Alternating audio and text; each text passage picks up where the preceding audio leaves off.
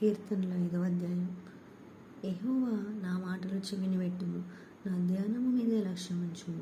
నా రాజా, నా దేవా, నా అర్థధ్వని ఆలకించుము. నిన్నే ప్రార్థించుచున్నాను. యెహోవా, ఉదయమున నా కంఠస్వరం నీకు వినబడును. ఉదయమున నా ప్రార్థన నీ సన్నిధిని సిద్ధం కాచియుండును.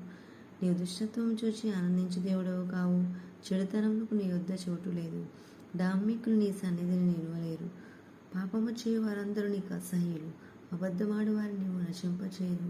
కపటము చూపి నరహత్య జరిగించువారు యెహోవాకు అసహ్యులు.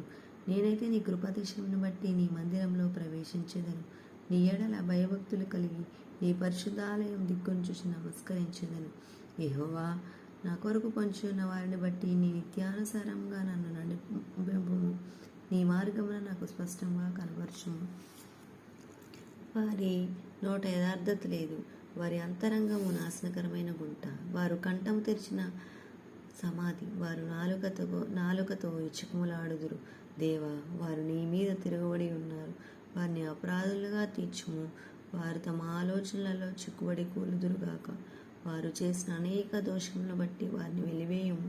నిన్ను ఆశ్రయించు వారందరూ సంతోషించుదురు. నీవే వారిని కాపాడుదువు కనుక వారు నిత్యము ఆనందధ్వని చేయుదురు. యెహోవా, నీతిమంతులను ఆశీర్వదించువాడవు నీవే. కేడంతో కప్పినట్లు నీవు వారిని దయతో కప్పెదవు. కావున నీ నామమును ప్రేమించు వారు నిన్ను గూర్చి ఉల్లసించుదురు.